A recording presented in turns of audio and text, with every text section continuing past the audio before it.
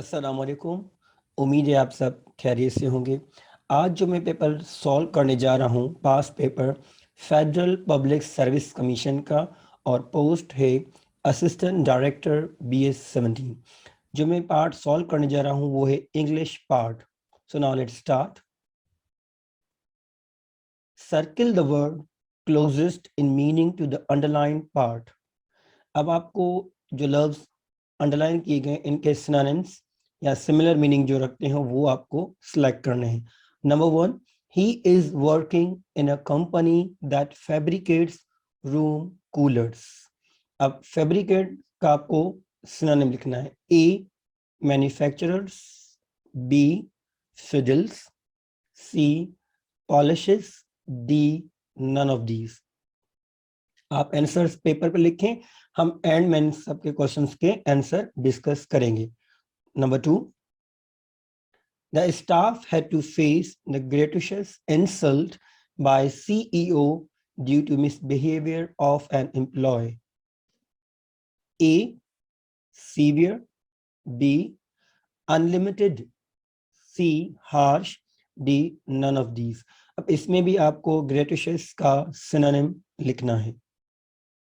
Number 3, her indolent attitude does not allow her to reach her school in time. अब जो word indolent underline है तो इसका हमको सिनोनिम सिलेक्ट करना है। A, active, B, soft, C, lazy, D, none of these. Number 4 question, the members of societies are always inhabited to their social customs. अब इसमें जो वर्ड है inhabited, इसका हमको सिनोनिम सिलेक्ट करना है। ए option is speculated, B, used to, C, persistent, D, none of these. Question number 5, military forces are in search of audacious people to recruit soldiers. अब इसमें जो audacious वर्ड है इसका सिनोनिम हमें लिखना है।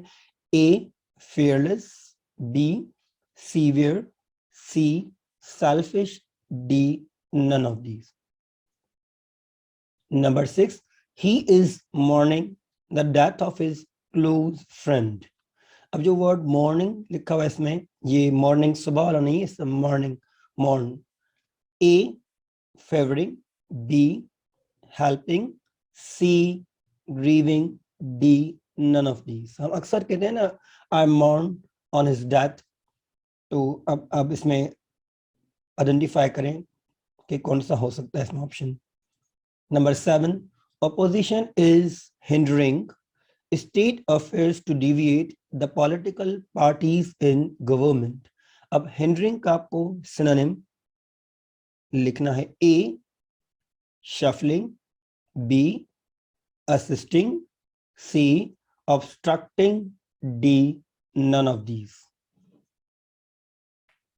Do as directed. अब जो आपको इंस्ट्रक्शंस दी गई हैं, आप इंस्ट्रक्शंस को फॉलो करते हुए ऑप्शन सेलेक्ट करेंगे। Number 8, complete the sentence with suitable form of verb. अब ये सेंटेंस है, आपको ये पूरा करना है।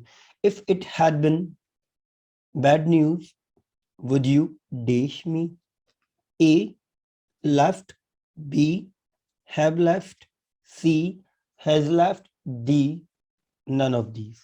अब इनके आंसर्स हम डिस्कस करेंगे जब 20 क्वेश्चंस कंप्लीट हो जाएंगे डिटेल में। Number 9, complete the following sentence with suitable word. I dashed to Lahore yesterday. A, have gone, B, went, C, goes, D, none of these. Number 10, identify the type of underlined part of a speech. अब ये जो मैं sentence पढ़ रहा हूं, आप देखें इसमें एक वर्ड अंडरलाइन किया गया है, आपको आइडेंटिफाई करना है कि ये कौन सा पार्ट ऑफ स्पीच है। There is always some voice crying from a tower. Option A, adverb. Option B, adjective. Option C, conjunction. Option D, none of these.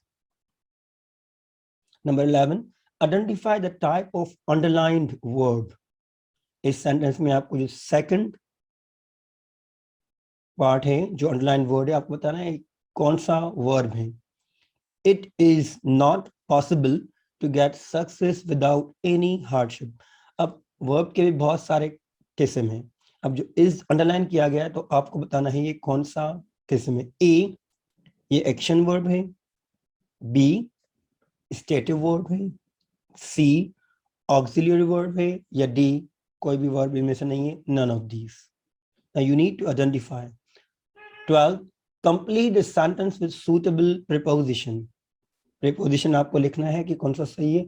There was no way to get out, you were trapped dash your experience. A, to, B option, with, C option, by, D, none of these. 13 question, identify the type of underlined adjective. अब ये sentence में पढ़ रहा हूँ, इसमें देखिए एक word है जो अंडरलाइन है। A bird in a hand is better than two birds in a bush. अब better अंडरलाइन है, आपको बताना है कि कौन सा एडजेक्टिव है। A, comparative, B, positive, C, superlative, D, none of these. Number 14 question, complete the sentence with suitable conjunction. I dangled my legs over the trap door, found the ladder, dish, went down. Option A, and. Option B, after. Option C, because. Option D, none of these. Question number 15, identify the type of sentence. He got up and lit a cigarette. A, complex. B, compound. C, simple. D, none of these. Number 16, complex sentence his dish. A, two dependent clauses. B, two independent clauses. C, one independent and one dependent clause. D, none of these. Number 17, identify the compound sentence in the following sentences. In sentence में से आपको बताना है कौन सा sentence जो है वो कंपाउंड सेंटेंस है। A, if he goes abroad he will forget his family and homeland. B, he has got admission in foreign university and he is joining in the next month. C, she does not want to join any political party. D, none of these. Number 18, identify the subordinate clause in the sentence. He helped me when I requested him. A, when I requested him. B, he helped me. C, both A and B. D, none of these. Number 19, identify the conjunctive pronoun in the sentence. He tried to kill me when I followed him. A, I. B, he. C option, me. D option, none of these. 20th question is, identify the abstract noun in the sentence. Honesty is the best policy. A, abstract noun. B, collective noun. C, proper noun. D, none of these. Let's start answers. Number 1 जो question है, he is working in a company that fabricates room coolers. तो fabricates का synonym है manufacturers. Manufacturers होगा fabricates का synonym. Number 2 है gratuitous. gratuitous का होगा D, none of these, क्योंकि इसका मतलब है complimentary और something free. तो ये इसका सेंस नहीं बन रहा A, B या C से, तो D option is correct. Third, indolent. अब indolent वर्ड का मतलब है लेजी, जो सुस्त बंदा हो या सुस्त आइडियाज कह सकते हैं, सुस्त किसी का एटीट्यूड हो, तो इसमें है indolent attitude. अब indolent means lazy, so C option is correct. Both are adjectives. अब इसमें है inhabited, तो इसका सिनोनिम है persistent, जो इसमें कायम रहे. Number 5, audacious people. अब देखें people is a noun, किस तरह के people? audacious, तो एडजेक्टिव है, तो इसका है fearless. A option is correct. Number 6, जैसे मैंने आपको पहले ही कहा था कि मॉर्न एक होता है मॉर्निंग, ये मॉर्निंग, मॉर्न वो मॉर्निंग है. तो इसमें देखें A B C, C option is grieving, C is correct, कि दुख करना या उदास होना, तो C option is correct. Number 7 में है हिंडरिंग, रुकावट, तो सी ऑप्शन ऑब्स्ट्रक्टिंग, ऑब्स्ट्रक्ट का मतलब ये रुकावट डालना, तो hindering obstruct both are synonym. Number 8 है, अभी जो 8 सेंटेंस है, if it had been bad news, if it had been bad news would you dash me. अब देखें इसमें आंसर है हैव लेफ्ट, ये है third conditional sentence. If it had been bad news would you have left me. अब 4 किस्म के conditional होते हैं, zero conditional, first conditional, second conditional, third conditional. तो ये 4 किस्म है, दिस इज थर्ड कंडीशनल. अब देखिए ये सिंपल पास्ट सेंटेंस है, Adesh to Lahore yesterday, I went to Lahore yesterday. Subject की सेकंड फॉर्म आएगी, जैसे वर्ब है go, first form, second form है वेंट, तो वेंट आएगा इसमें, I went to Lahore yesterday. Some voices, some underline है, किस तरह के वॉइसेस, ये डिस्क्राइब कर रहा है कि किस तरह के वॉइसेस. तो जो डिस्क्रिप्टिव वर्ड होता है वो है adjective, some is adjective here. Is, अब इसमें बताना है कि इज कौन सा किस्म का वर्ब है, एक्शन वर्ब. अब सबसे पहले हम डिस्कस करेंगे एक्शन वर्ब जो होते हैं वो होते हैं मेन वर्ब, वो डायनामिक वर्ब होते हैं, वो वर्ब जिसमें कोई एक्शन हो रहा हो, जैसे राइट, गो, स्लीप, कम. अब सेकंड है stative verb. Stative verb is a verb that describe a state of being, बस कोई चीज स्टेट ऑफ बीइंग होना, लाइक सेंस है, इमोशंस हैं, और mental state, like for example hear, like, think, appear, seen. तो ये होते हैं स्टेटिव वर्ब. अब सी है वो है auxiliary verb. Auxiliary verb are we can say helping verb. So here is helping verb, or we can say auxiliary verb. C option is correct. Next, अब इसमें है there was no way to get out, you were trapped by your experience. अब इसमें हमने preposition use किया है by. Better, अब आपको बताना है कि कौन सी डिग्री है एडजेक्टिव की. एडजेक्टिव 3 डिग्रीज होती हैं, पॉजिटिव, कंपैरेटिव, थर्ड है सुपरलेटिव.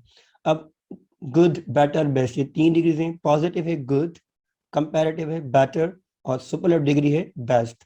गुड, बेटर, बेस्ट, तो ये कंपैरेटिव डिग्री है एडजेक्टिव की. Number 14, I dangled my legs over the trap door, found a ladder and went down. अब कंजक्शन देखें, आफ्टर और बिकॉज. आफ्टर जो कोई भी पोजीशन शो करे या किस चीज के बाद, और बिकॉज शो करता है रीजन. तो एंड देखें आप, इसमें सेंटेंस में यूज हो रहा है, कोई चीज हम बता रहे हैं कि आई dangled my legs over the trap door, found a ladder and went down. तो ये सिमिलर आइडियाज हैं. Number 15, identify the type of sentence. अब ये देखें सेंटेंस के किस्म होते हैं, सिंपल, कंपाउंड, कॉम्प्लेक्स या कंपाउंड कॉम्प्लेक्स. 4 किस्म है सेंटेंस की. अब ये सेंटेंस जो है, he got up and lit a cigarette. अब सबसे पहले तो आपको ये मालूम होना चाहिए कि सेंटेंस और क्लॉज में क्या फर्क है और कितने क्लॉज होते हैं. तो ये बेसिकली सिंपल सेंटेंस है. नेक्स्ट, अब देखें ये क्यों सिंपल सेंटेंस है. It looks compound but it is simple sentence. He got up and lit a cigarette. अब इसमें कोई 2 सब्जेक्ट्स नहीं है या कोई सेंस कंप्लीट 2 सेंटेंस के नहीं आ रहे, ये एक सेंटेंस है basically. He got up and lit a cigarette. Complex sentence है. अब सबसे पहले तो कॉम्प्लेक्स सेंटेंस क्या है. सिंपल सेंटेंस जो होता है वो एक कंप्लीट क्लॉज होता है, कंप्लीट उसमें सब्जेक्ट वर्ब वगैरह होता है, मीनिंग सेंस होता है. अब जो कंपाउंड सेंटेंस होता है उसमें 2 इंडिपेंडेंट क्लॉज होते हैं, इंडिपेंडेंट, ज्वाइंड बाय कंजंक्शन. अब जो कॉम्प्लेक्स, इसे नाम से जा रहा है कॉम्प्लेक्स, तो जो कॉम्प्लेक्स सेंटेंस होता है तो इसमें जो 2 क्लॉज होते हैं, एक होता है इंडिपेंडेंट और एक होता है डिपेंडेंट. इंडिपेंडेंट को हम ये भी कह सकते हैं कि मेन क्लॉज, और डिपेंडेंट को हम कहते हैं सबऑर्डिनेट क्लॉज। अब इसको क्यों कहते हैं हम सबऑर्डिनेट क्लॉज या डिपेंडेंट क्लॉज, और वी कैन सी इंडिपेंडेंट और मेन क्लॉज। अब जो इंडिपेंडेंट या आप कह सकते हैं मेन क्लॉज क्लॉज वो होता है जिसमें complete we can say meaning होती है, सब्जेक्ट होता है, वर्ब होता है, और वो कंप्लीट मीनिंग शो करता है। Simply we can say a group of words that contains a subject and verb and express the complete thought. It is a sentence. तो ये होता है independent clause. It is also known as main clause. अब आ जाते हैं हम dependent clause. It is also known as subordinate clause. We can say it is a group of words that contains a subject and verb but does not express complete thought. तो complex sentence में एक independent clause होता है और एक dependent clause होता है। I hope you understand this answer. Number 17, अब जो हमने पहले डिस्कस किया कि कंपाउंड क्या है या complex, identify the compound sentence in the following sentences. अब बी ऑप्शन जो है, he has got admission in foreign university. अब देखें ये कंप्लीट इंडिपेंडेंट क्लॉज है, कंप्लीट इसकी सेंस से मीनिंग बनता है, और ये ज्वाइन है किससे, कंजक्शन एंड से। अब उसके बाद देखें आप एक फिर कंप्लीट क्लॉज या कंप्लीट सेंटेंस से, इसमें सब्जेक्ट है, वर्ब है, और इसकी एक कंप्लीट मीनिंग सेंस बनता है। तो अगर हम एंड को निकाल दें लेट सपोज, और दोनों सेंटेंस अलग अलग लिखें तो इनकी कंप्लीट मीनिंग है। We can say both are independent. इन दोनों की अलग अलग मीनिंग है अगर हम इनको अलग अलग लिखेंगे, कोई भी इसमें डिपेंडेंट नहीं है। He has got admission in foreign university and he is joining in the next month. अब देखें ये फर्स्ट पार्ट है, he has got admission in foreign university, इसका पूरा सेंस बनता है। He is joining in the next month, इसका भी सेंस बनता है। So these both sentences are combined with conjunction and, तो ये है compound sentence। Very important question, और अक्सर ये क्वेश्चन कंफ्यूज कर देता है स्टूडेंट्स को, और जो कि है identify the subordinate clause in the sentence. हमने प्रीवियस क्वेश्चन में डिस्कस किया कि सबऑर्डिनेट मींस जो डिपेंडेंट क्लॉज हो, जिसमें कंप्लीट सेंस की मीनिंग ना बनती हो। अब इसमें देखें, he help me when I requested him, कौन सा क्लॉज है इसमें जो सबऑर्डिनेट क्लॉज है, या हम कह सकते हैं डिपेंडेंट क्लॉज है, जिसकी खुद की मीनिंग नहीं है।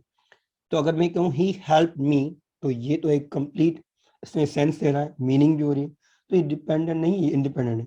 अब जो रिमेनिंग पार्ट है, अगर मैं इसको पढ़ूं, व्हेन आई रिक्वेस्टेड हिम, अब देखें इसमें कंप्लीट सेंस नहीं बन रहा, मीनिंग नहीं बन रही।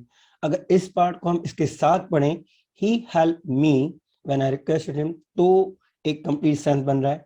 इसका मतलब है कि व्हेन आई रिक्वेस्टेड हिम, ये सबऑर्डिनेट क्लॉज या इसको हम कह सकते हैं डिपेंडेंट क्लॉज है, क्योंकि ये डिपेंड करता है इंडिपेंडेंट क्लॉज पे। So A option is correct, when I requested him.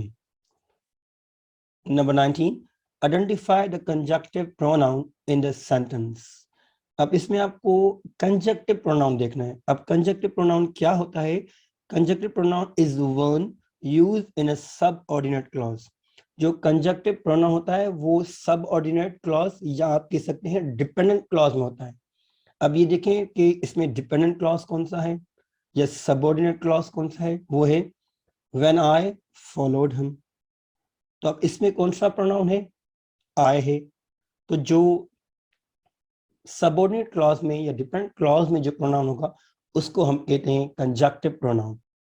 Number 20, identify the abstract noun in the sentence. Honesty is the best policy. Option A is correct, abstract noun. अब honesty abstract noun है क्योंकि we cannot see or we cannot touch. So simply we say A is correct answer. Collective nouns कौन से होते हैं? A word that denotes a group of people or things. तो जो collective show करे, groups को show करे. और C proper noun is the name of particular place, thing, etc. So Honesty is abstract noun. उम्मीद है आपको ये पेपर जो मैंने सॉल्व किया, पास्ट पेपर असिस्टेंट डायरेक्टर का, आपको समझ में आया होगा। अगर आपको कोई भी डिफिकल्टी है तो हमें कमेंट करके ज़रूर बताएं। अपना ख्याल रखें। अल्लाह हाफिज़।